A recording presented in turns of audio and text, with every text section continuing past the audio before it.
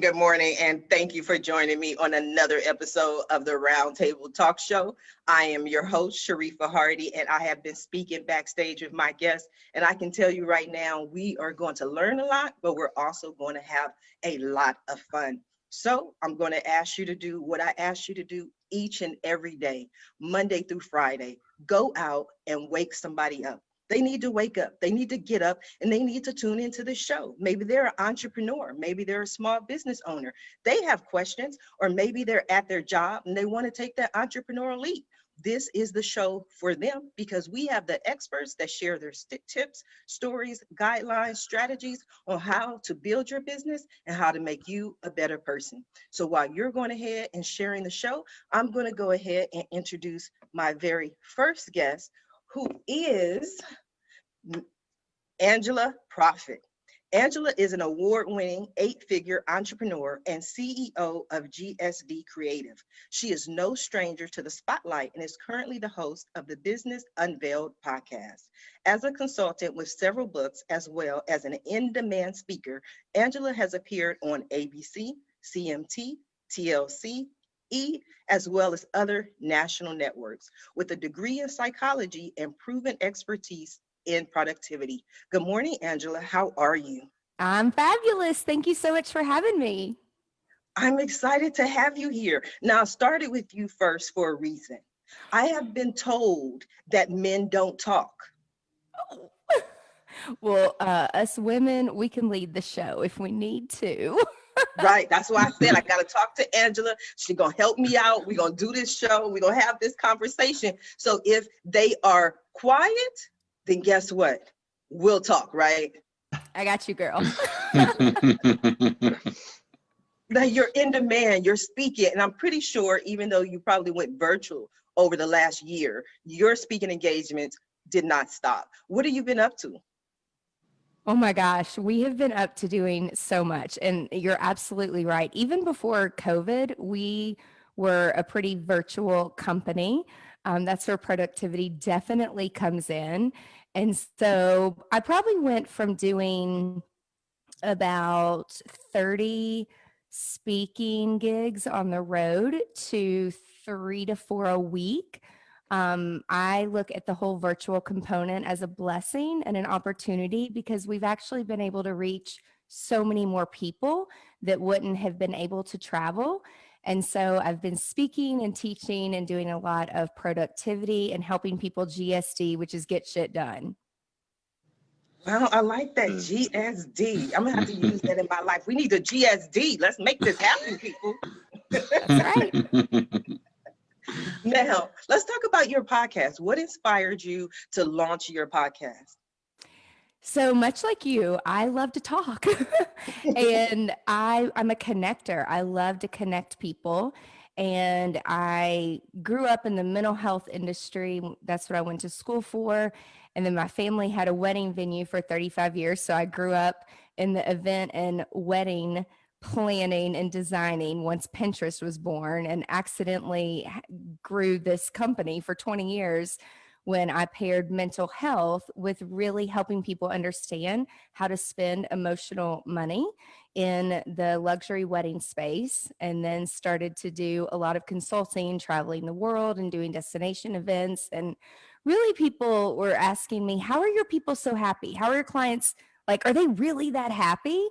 And I'm like, it all comes down to psychology. It all comes down to communication. You have to understand how to customize the message the way the client needs to hear it. And that's what it boils down to. So really understanding how to have that foundation of communication is the foundation of being an entrepreneur, a leader.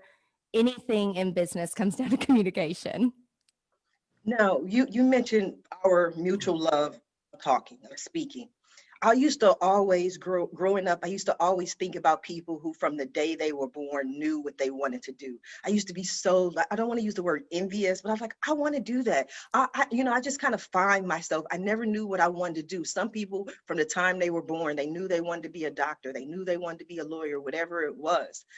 But I also remember as a child, very young, I would talk and talk and talk and talk. And my mom was like, Sharifah, if you say one more word, because not only was I talking, my favorite question was why.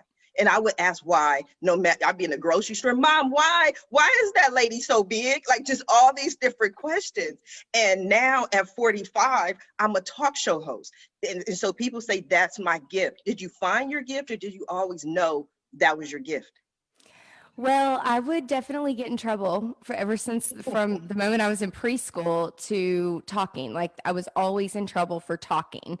And so I had done a podcast many years ago, the very first time I was asked to be on a podcast with Dave Ramsey, who's from Nashville, who's known as the Money Guy.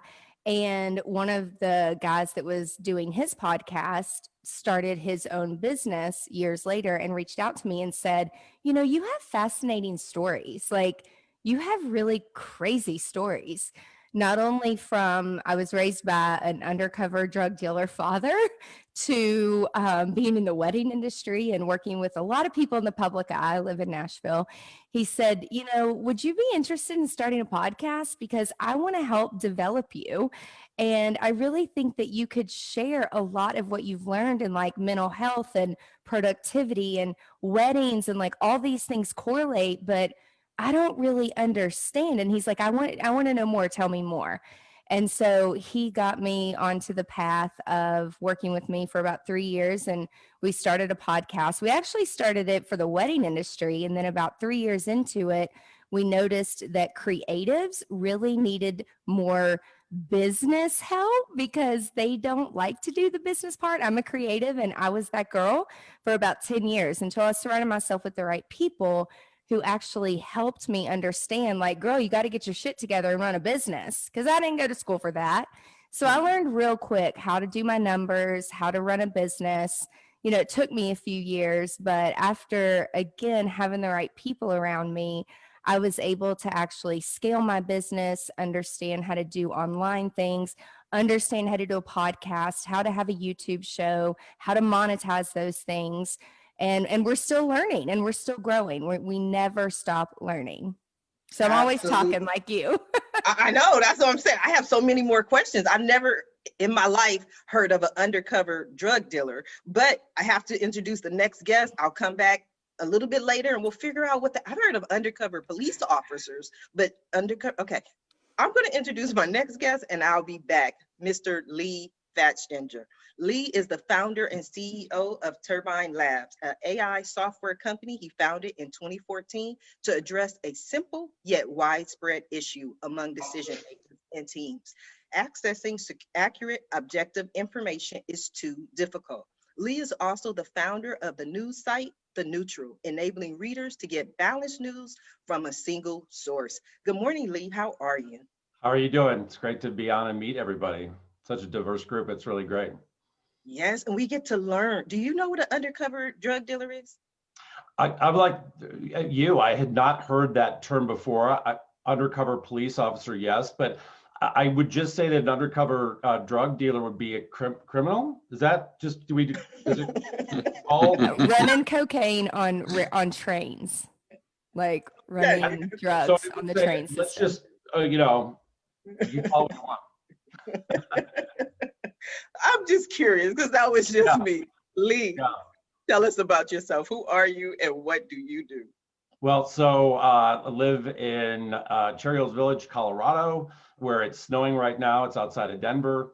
I founded my company, as you stated, in 2014. If you think about it, trust in information has been a growing issue, and I think it's going to be the defining issue of the decade. It's too hard to get information that you feel is objective and accurate about things that are important to you. That impacts decision making, it impacts personal productivity, it impacts everyday discourse.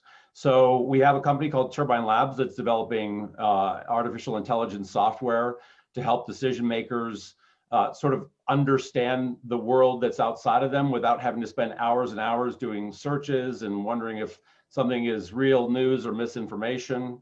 And then the other side of our business is, as you stated, a new site called The Neutral. It's basically a consumer version of our enterprise software, where we are taking the news of the day and offering perspectives from news sites that have different sort of biases or political agendas, so that you don't have to be switching back and forth between apps to find the balanced perspective on any issue of the day. So we are originally a bootstrap startup company, which is kind of rare.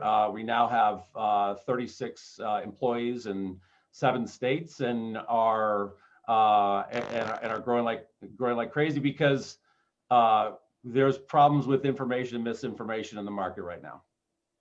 Absolutely. I mean, we coined new terms that we never heard before. Everybody was screaming, that's fake news, fact check this, all this. It's like an information warfare that's going out. But how do you determine that the information that you provide is actually accurate information? Well, our software isn't designed to fact check. So our job is to find all kinds of sources out there, and we bring into our platform hundreds of thousands of different news and social media sites and so on and so forth. And then we map all of that information to priorities or questions or topics that are important to our customers, who tend to be mainly Fortune 500 companies and lobbying firms and politicians and policymakers.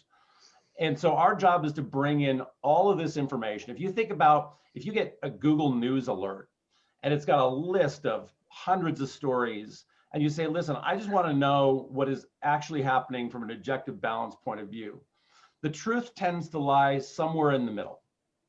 So if you think about, websites that are, heavily focused on right-leaning political agenda or left-leaning political agenda, you can use software to kind of detect that they're on the fringes of a conversation, and then there'll be a whole bunch of news organizations that want to tell the truth, but they're biased, and so they'll sort of bubble up. When you combine all that together, you have the ability to sort of see what's in the middle, and so we can then give a reader a better view on objectivity without needing to fact check, making the assumption that we're truly not living in an alternative universe, right? So you have to have sort of a middle where there's good stewards of the truth, and then it makes it easier to see what's on the fringes. But you can only do that based off of the massive amount of information out there with software, which is what we've built. I understand on a high level what you just said, Leigh, but whenever I have questions, I call a tech guy. So I'm going to go ahead and introduce my next guest, Mr. David Galonia. David is the CEO of Slingshot, a software and app development company in Louisville. He describes himself as big kids and daredevils. They build products that have ingenuity, integrity, adventure, and fun. David excels at propelling Slingshot towards their goals and oversees the strategic direction of the company. He's been described as intense, driven, caring, and passionate, both at work and at play. Good morning, David. How are you? Good morning. I'm doing great. Thanks for having me. Okay, can you explain to me what Leigh just said? Well, I was actually thinking it's really interesting, because sometimes, in this day and age, sometimes I'll go to CNN.com and then I'll go to FoxNews.com and just see what the two things are saying, because it's really interesting to get the two sides. And you're right, Leigh, I think just finding that truth a lot of times is somewhere in the middle. So yeah, I think it sounds like you got a product to sort of aggregate all those different leaning sources and, letting somebody decide on their own, which is really, really, really cool. Thank you. Did that work, Sharifah? Is that a good explanation? Yes. That was the word I was looking for, aggregate. Because now I'm like, oh yeah, that makes sense. Yeah, and to your point, it's aggregate and then synthesize based on something that's interesting to you. There you go. Thank you, David, by the way, for the lead-in. Well, yeah, absolutely, no problem. So I started Slingshot back in 2005, and since we were just talking about our youth, and the name of our company is For Big Kids and Daredevils. When I was young, I used to want to be either like an architect, a jet pilot, or a Navy SEAL. Somehow I ended up owning a tech firm. But I do race cars in my spare time, race go-karts in my spare time. So there's that. But, we started a technology company back in 2005, and we've grown. There's about 30 of us right now.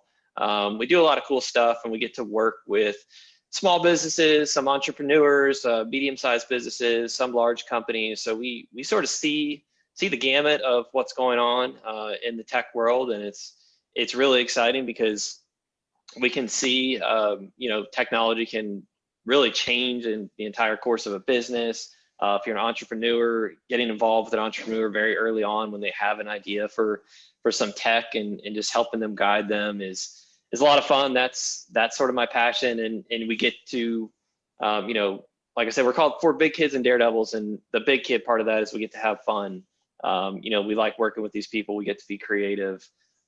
So that's what I've been doing all this time. And like I said, pleasure to be here and share my many thoughts on technology. Oh, we whoever will listen. Oh, we're listening. We have questions, so please share your thoughts. But I want to go back to something that you said, and kind of when we were talking to Leigh, my problem or my issue, whatever it is that I'm almost 100% creative.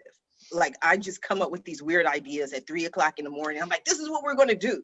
And my team is like, Sharifah, I don't know how we're going to make that happen. So I always have to find that balance in tech to somebody who can bring my idea to life. When your clients are going to you, do you often find that they do not have the expertise to figure out how to make it work, but they know that it's something that they want to build? Yeah, absolutely. Somebody, like you just described, ideas 3 in the morning. I can relate to that. I feel like if I do wake up, which I have a newborn, which he's 8 weeks old, and Congratulations. yeah, thank you. So I don't sleep much these days, but when I get up at 4 in the morning, this is when my ideas come, and of course the baby's woke me up, and I have to try to calm myself down sometimes. But I think when you're a new entrepreneur, you get an idea and immediately there's a euphoria, like you described. You're so excited about it. And when people come to us, what we try to do is, we're not trying to be the Debbie Downer, but we try to bring some objectivity to it. So, our process of when somebody has that idea is we'll actually, we'll talk to them about it, and then we'll go talk to users. So if, let's say you have in the middle of the night, you're thinking of an app for, I don't know, maybe you're into golf. So you've got this crazy idea that golfers need this app to do this, to improve their swing. And what we would do is we would actually go talk to golfers. We would say, this is the problem that you think people are having and this is how, my idea for the technology to solve this is this. We'll actually go out and talk to those people. We'll potentially, we'll tell them our feedback, which we don't care. We don't care about the idea. We care about the person. So, I care about you. I want to know, is this idea going to actually help you, or are you going to spend a bunch of money on this and it's not going to go so well? So these people with these ideas, they'll come to us, and it's a lot of fun because we're actually helping them sort of take that idea, which might be a little raw, and kind of, do we need to change a little? Do we need to pivot? Worst case, we might need to throw it out. Hopefully we don't have to do that, but we may, and we're going to tell them that. But we get to then help shape this idea, and then eventually we design what the app is going to look like. We talk to real people again, just to see, and we show them the app before it's actually been built.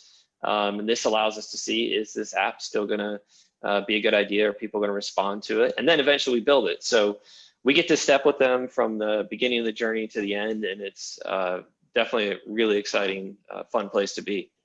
It sounds fun. I'm going to come back to you, David, but I want to go ahead and introduce my next guest, Mr. Gareth Bain. Gareth is an entrepreneur, business owner of a growth marketing agency called Got Legs Digital. He is a successful growth marketing specialist with over 10 years of experience and a BA in honors degree in strategic brand leadership and a national diploma in public relations and communications. A self-starter with an entrepreneurial approach who holds a mastery of expertise working for a range of Fortune 500 brands and startups across the UK, Ireland, Europe, Middle East, and Africa. He has built the first ethical growth marketing agency in the UK. Good morning, Gareth. How are you? Hi, morning or afternoon, should I say, from where I am in London. Yes, good afternoon. How are you doing? I'm fine. How are you enjoying the conversation? Yeah, it's really interesting. It's a bit of a hard one to follow this after undercover drug dealer and and the tech teams and the app developers. I'm just sitting here going, I'm going to need to think of something really interesting here. But it's a tough road. What you got? What you got? Come on, give me your best shot. Well, I was in jail once, but not for the reason you think of. No. Tell me more. What were you doing? No, it was a charitable event for Nelson Mandela back in South Africa. And what we did is we took 69 learners to Robben Island, the jail that he lived in for a good portion of his time. And we actually let them stay in the jail cell overnight. We learned all about, racism and apartheid and what happened with the country and stuff. And we coordinated that whole event. So I technically was a night in jail, but not for the reasons normally of law. Well, I was a law-abiding citizen, didn't break any laws there. Gareth, I love that story. I love the experience. I would love to do something like that. But, I'm thinking there was a wild party. You were drunk. Something happened. You know what I mean? I'm like, I got to have this story from Gareth. I know. I need to kind of improve it a little bit. But no, it was an amazing thing. As I say, as you can hear, I kind of speak funny, so I'm not local. Originally from South Africa, so it was an initiative that we did back there. It's called Nelson Mandela Day. It happens once a year. It's a charitable event. So yeah, we got great exposure, and I think the kids, they learned a lot. So it was really, really blessed to be part of it. Very interesting topic. Now, I just was curious in your bio, why did you feel the need to mention ethical? So I think that's one of the reasons why I kind of started what I do. And again, your panel will probably attest to this as well. Like, you get contacted by marketing agencies of, I want to do this and I'm going to sell you this, and they sell you the dream. And what I found was, just by being in marketing and branding for such a long period of time, is that they were just selling you the wrong things, or they didn't know how to do things, or they were just blowing smoke up your ass, and I just thought so many businesses are being taken advantage of by these marketing companies who've just done a year program this, and they've done the latest millionaire program on that, and they think they're a marketer. And I thought, you know what, something needs to be done. So it took me about 4 months, but I finally came up with the name, Got Legs Digital. And that's when I thought, I'm going to be an ethical agency. So the whole ethical agency and Got Legs has got a whole story behind it. So Got Legs, we help businesses to get legs, go viral, footfall, traffic in the funnel. That's the commercial element. But then the Got Legs part as well goes back to everyone who we work with. We donate prosthetic legs to those people who have lost their legs, so amputee survivors throughout Africa. So just by working with us, you help, amputee survivors get legs in South Africa. And that's why I was like, right, we need to go out there, help businesses, ethical agency. This all seems to resonate with me. Let's do it. Wow, that's impressive. Leigh, Awesome. You were saying something?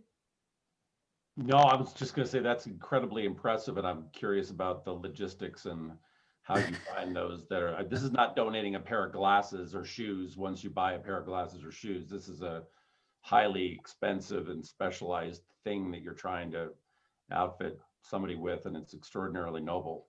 Yeah. No, I had such a drive to do this that on and I remember the day very clearly. It was Friday, the 13th of March, 2020. Oh, wow. So last year, unlucky day. And I was like, right, that's it. I've had enough. I'm out of here. And I left and I was like, cheers, guys, I'm off. And I think about 7 days later, we went into lockdown here in the UK. And I was like, oh, this wasn't part of the plan, you know? Mike Tyson says it best. He goes, everyone's got a plan until you get punched in the mouth, you know? And I was like, that was definitely my punch in the mouth there. But it's actually been a blessing in disguise. I think most people have wanted to transform their businesses, and I've been able to help so many businesses around, which has been remarkable. And I've really been blessed.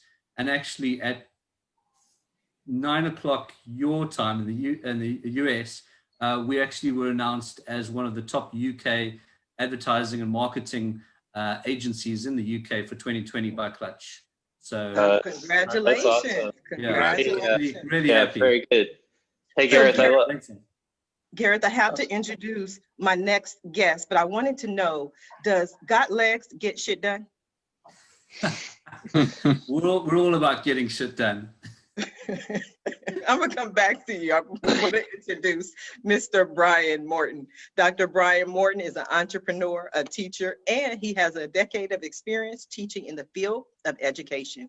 He helps savvy professionals elevate their skills and dominate their profession using language. Good morning, Dr. Brian. How are you? I'm fine. Good morning, Sharifah. Yes, so I founded my company in 2018, and from there it's just been growing. I also have ebooks that are available for purchase on Amazon, The Best Way to Learn Spanish Fast, and how to memorize Spanish words as well. And it's just been growing from there. So I allow people to practice their Spanish or also learn their Spanish if they're a new beginner. And it's pretty much in the form to help them learn how to communicate. Some people use it to meet women. Other people use it to pretty much, if they're elderly, they want to expand their mind to avoid Okay, dementia. hold on. I got lost. You lost me, Brian. I told you earlier with me, I get lost easily. I need people to explain things to me.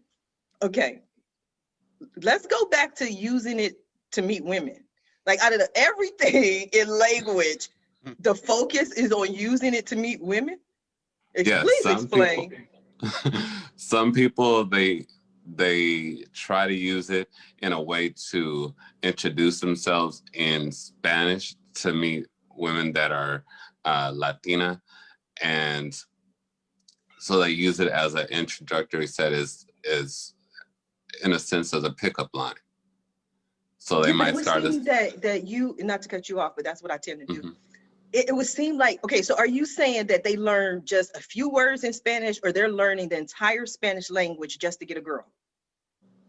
It depends on what they want. Some people, they just want the basics. And some people, if they're really motivated, they go further on. Okay, please continue. I was just curious. Please continue. Yes, and also there are some of my clients that they are interested in learning another language in order to expand their mind and to avoid onsets of dementia and other things of that nature. So they do this in a way to keep them occupied. And also, since quarantine and COVID, people are doing this as well to pretty much set as a New Year goal and to keep them occupied with their time. So they want to do something such as learn a new language as well. Yeah, people have been very bored, so they've been taking on new skills. I like that one. Angela, we've been talking. How did the guys do? They did awesome. Good job, guys. Everybody brought it. Yay. We got to give them those attaboys. Yes. Y'all are doing very well also. I just want to say the ladies you guys very, very good. Good job. I appreciate that. I always love my attagirls too. I want to go over to Leigh. Gareth talked about his marketing company, Ethical Marketing Services. When you first launched your company and you went and started marketing, did you do it in-house? Did you hire a marketing company? What are your thoughts on marketing? Do more of it earlier. Mm-hmm. We didn't have any marketing when we started. I had kind of started Turbine Labs on a fluke. I'd had a previous business that I'd sold, lived in Seattle and moved to Denver with my wife and 2 sons because we didn't want to raise our kids in the rain. Nothing against Seattle. It's a beautiful place, great friends there, but Colorado is just a better fit for us. And so I started this company because a friend and colleague of mine called and said, we have this problem within our corporate communications team at this large company that he worked for. And he said, we're buying all these different tools and services and trying to understand what's happening in the outside world to deliver some intelligence to our senior level executives. This is at a Fortune 25 company. And he said, can you come in and just tell us some of the tools and software we should just get rid of to try and consolidate things? And that's where I first understood that there's really a lot of noise and fragmentation in the information that we're receiving. And it means you're spending more time on sort of sifting through noise and junk than you are on making decisions and planning. And so we sort of had the use case already done, that there was this need out there and one big company needed it. So maybe more big companies will need it. We didn't even consider marketing early on because I wanted to make sure we were taking care of our customer. But the downside of not having that focus on marketing is that at some point in time, it catches up with you and you say, well, I want to grow the business and I want to have more customers. And you're kind of behind the 8 ball in terms of the listening and learning outside of who your customers are. So, if I'd done it over again, we would have started earlier and had a brand presence and had our messaging more defined than we did. But that's the takeaway, is just do more marketing earlier. And it's really easy to prioritize other things, taking care of your customer, engineering, account, finance, HR, whatever it is. But you also, if you intend to grow the business, you need to make sure, this is going to sound pretty obvious, Gareth, but you need to make sure that the right people are aware of it. Mm-hmm. And Absolutely. So we're catching up. Absolutely. Yeah, I just wanted to piggyback on that because I think it's definitely marketing is a huge value, but marketing is so big, and I'm the tech guy, so I'm not gonna, but I'm saying this because we mess with marketing kind of like you, Leigh. We didn't early on in our company, we didn't really do any of that, and it's really been the last 3 or 4 years that we've sort of accelerated that, and it's really led to our growth. But I think it's important, Gareth, you mentioned ethical marketing. We had an experience, to be perfectly honest, where we went to a few different firms and we got a whole lot of, hey, marketing is post on social and write blogs. We'll do that for you. And I think there's a lot of that out there if you're a small business or entrepreneur, and you have to be careful. You really got to think of marketing as it's so much more than that. And it's different for every business that works. Social and blogs probably works for somebody, but for somebody else, it's a waste of time. So I think, you have to be, if you find somebody that has that really ethical tilt to them, like Gareth, then, I mean, to me, that's huge, because you want somebody to tell you that, hey, for your business, this is going to work, this isn't. But going just back to, like, we've invested a lot in marketing these last few years, and I've had to learn. We went through a couple years where we did a whole bunch of stuff and none of it really worked. And then we started figuring out for our business, these are the things that do work. And we found the right people to partner with. So just wanted to piggyback onto that. Absolutely. I think a lot of people think that it's an expense. Our marketing is, it's an expense, but you should actually just look at it as an asset. You're building a brand, you're building an asset into your business. You're building channels, you're building networks. So it's definitely an investment that, again, if you do decide to come to sell your business, you've got those assets, you've got those channels there for you. So, Angela? Absolutely. Yeah, what we've learned is I used to outsource marketing for years, and for us, because when I started my first company, my event company, social media didn't exist. And then all of a sudden, these reality shows started to pop up, and then social media started to exist. And I had to actually ask the question to potential clients: Are you looking for a real wedding because you're in love and you're best friends? Because that's what I do. Or are you looking for an Instagrammable wedding? And you would not believe the people that would say, "Oh, I want the Instagrammable wedding." And I'm like, well, then I'm not the girl for you, because I'm not here to plaster your wedding or your event all over social media. And what has become of weddings over the years is people want a branded event, which is great. And so for us, it wasn't hard to do marketing. But the reason I started a productivity company is our town flooded in 2010. And a lot of my creative vendors and partners and friends lost everything. And I learned early on from being in mental health how powerful the cloud was. And so taking paper charts to digital charts, I saw how awesome that was. And so from a productivity perspective, that took a much harder sell from a marketing perspective, because people don't understand it until you lose something. You have to feel that pain. And so for us, it was bringing the marketing in-house and going where our potential client was, and stop trying to be on every social media channel and stop trying to be everything to everybody, and go where the people are and where the pain points are. And once you can master that and talk to that niche, then you have it mastered. But it's also constantly changing. So it is interesting to try to keep up. And you are very interesting because you keep giving me all these different phrases. So I want to go back to the Instagrammable wedding. I mean, to me, that just sounds like a mock wedding. Are they actually really getting married, or are they getting married for the purposes of social media? And did they get married because Brian taught them how to speak Spanish? Yes.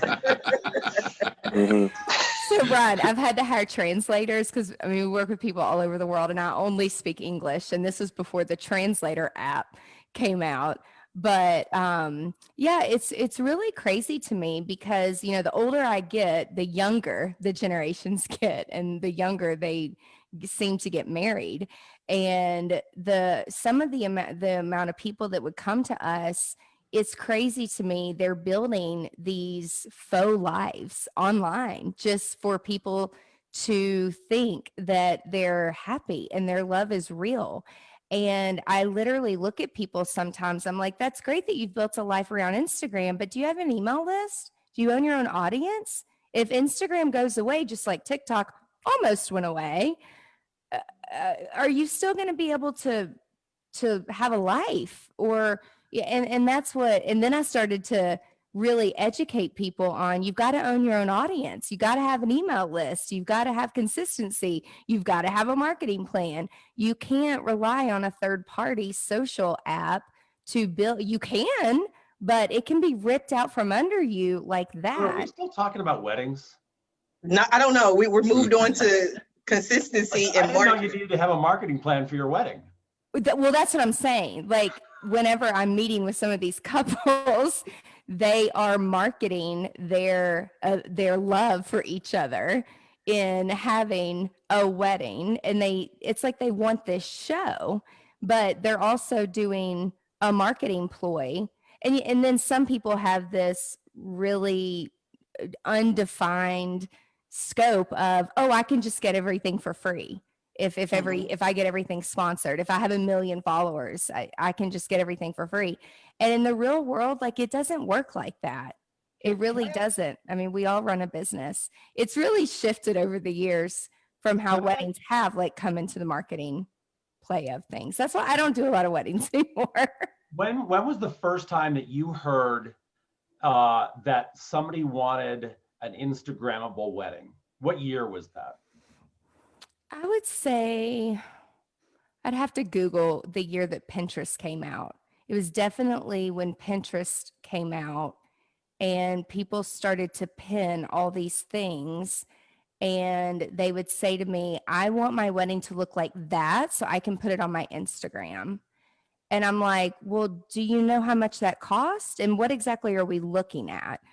And do you have the money for that? I mean, that's okay. If you do, that's great.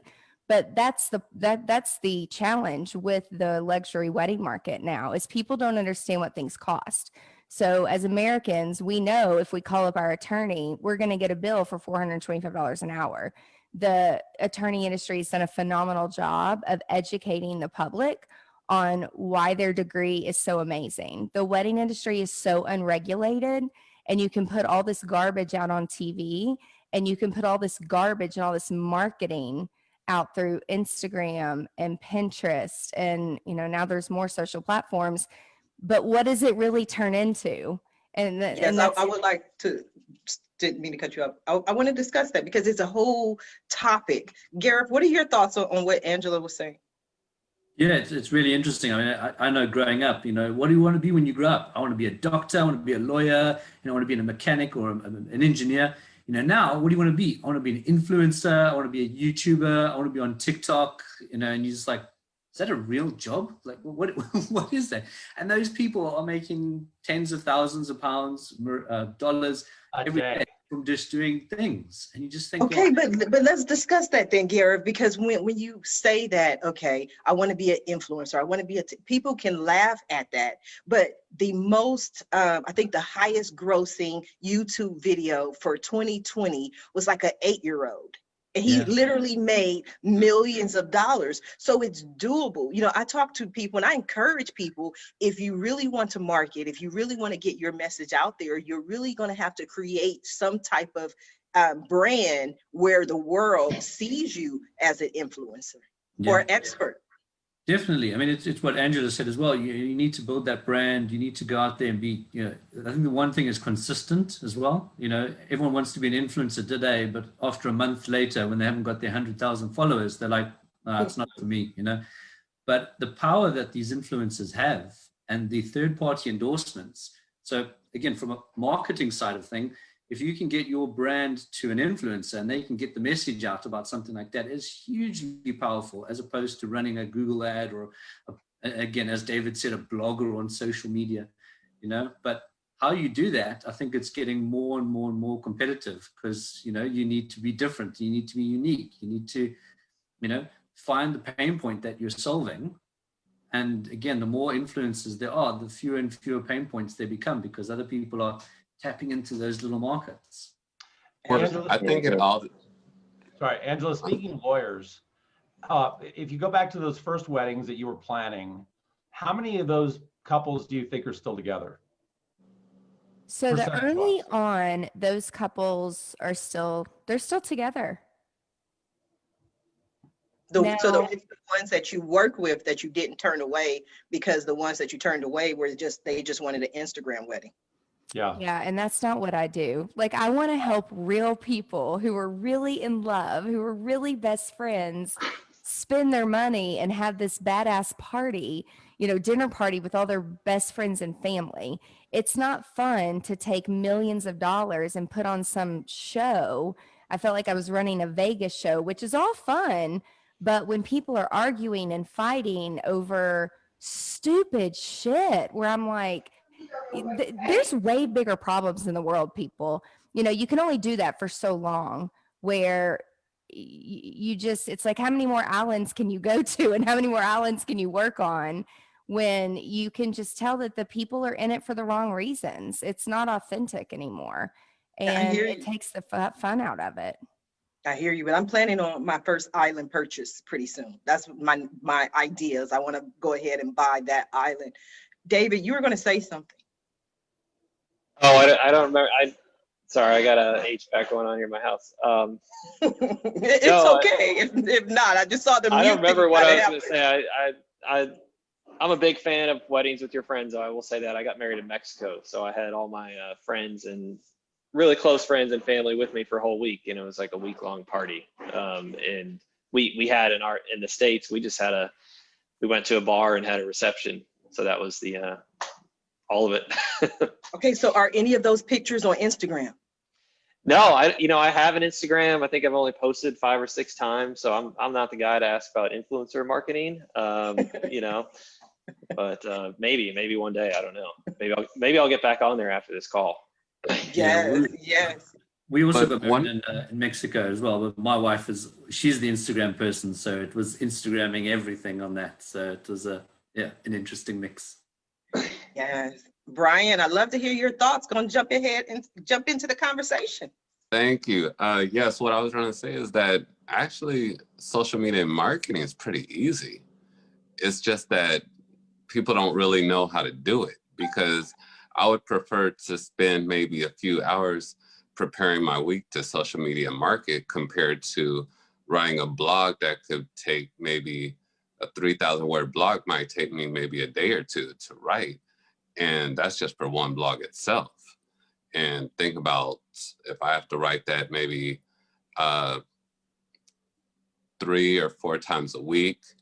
And in total, I would need to have about 500 or so blog pages written in order to make a manageable profit so that I can live off of. It would take a lot of time compared to social media marketing, where I can just plan a week and have about, I'd say about 21 posts up in 1 week and gain about 5 followers organically. It was interesting that you say it was easy, because I always say my philosophy is most things are easy. Business is easy. Social media is easy, but it's hard. The process is easy, but the most difficult aspect of social media for me is the consistency. Most people get excited by social media. They want to post. They started their new business, and then 2 weeks later, kind of like what David was saying, they only post 5 or 6 times, but it's a job, someone's job in the company, whether you hire someone or you do it yourself, to consistently come up with new aspects of your business, new ideas, new things you want to talk about, new things you want to share. So over time, it can be difficult, especially as your following grows and your following builds. My following is not that huge, but I have about 13,000 people who follow me just on my Facebook page. And I can tell you right now, when I had about 20 followers, it was a lot easier than having over 10,000 followers, because people want to talk to you. You have to answer their comments. You have to answer their inboxes. You have to continue to engage with them. So it becomes, again, a job. Yeah, with my page itself, I haven't gotten to that level yet, but I know how to get there. Over with particular strategies, I know how to get there. I would just have to do something with other influencers, compared to actually what I see a lot of people doing is spending a lot of money on marketing itself and running ads in order to gain followers that way. And to me, in my personal opinion, I think that's just pretty much like a waste of money. It's like you're just throwing money out there to see what bites, when you can actually have a strong audience that you can go to a particular influencer who might dibble or dabble in your same niche, or have particular clients that might be in that particular level that can grasp onto your Instagram page or Facebook or what have you, and follow you that way. Because if you just going to spend money on ads, you're just throwing money out there and see who's going to bite. Well, what you're to me, you're that kind of person that a lot of things are probably easy for you. There are certain people where things just come easier naturally. But here's the thing, when we talk about influencer marketing, we're making it sound easier than it is. First of all, you have to know certain people in order to even do influencer marketing.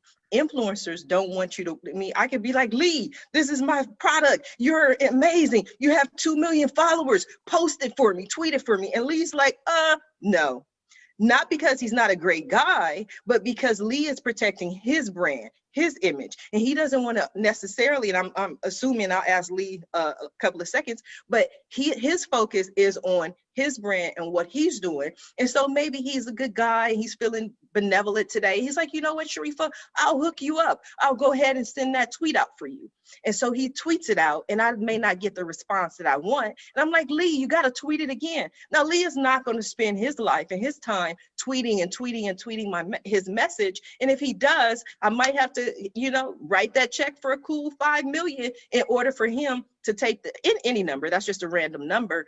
But it's not always that easy to get influencers to do the marketing, or for them to set up a marketing plan or marketing strategy that benefits you. And again, that was an assumption, but I'd love to hear from Leigh.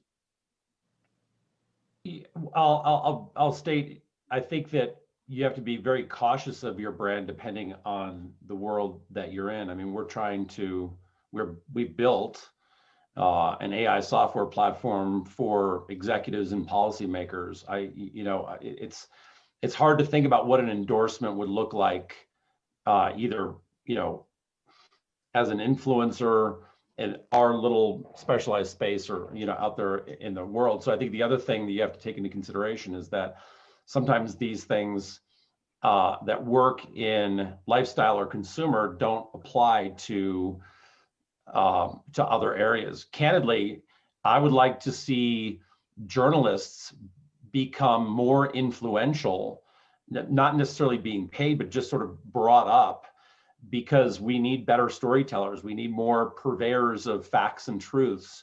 We need more students to be educated on how to consume media and how to determine what is true and false, and then say, hey, listen, I'm going to go make it my life's work to go and tell those stories, rather than think I can just, you know, play with toys in YouTube. And I get the market for that. My kid watches kids play with toys on YouTube. I get it. There is a market for it, because I watched that market be served with my son. At the same time, I think we have to really decouple what success looks like. And I hear more conversations when I'm listening to my kids talk to their friends about what it would be like to be the next gamer or YouTuber, rather than what it would be like to win the next Pulitzer. And we've got to figure out a way to decouple that. You enjoy sports, play hard, learn how to be a part of a team, learn how to win and understand what it feels like to lose and fail, but recognize that you're probably not going to be a professional baseball player, football player, or YouTuber. Doesn't mean don't be creative, but I think we've got to start to decouple and start promoting, you know, things that actually can directly impact us. And that's one of the reasons why we started the Neutral as a website, as well as an iPhone and Android app, is to make it easier. So in other words, the journalism should be the influencer, rather than a personality being the influencer. Interesting. Now we have come down to the last few minutes of the show. And what I love to do at the end of every show is just simply allow my guests the opportunity to speak directly to the audience, to everyone who is watching this show live, as well as everyone who is watching it from the archives, and let them know what you want them to take away from your appearance here today. And we're going to start with you, Gareth.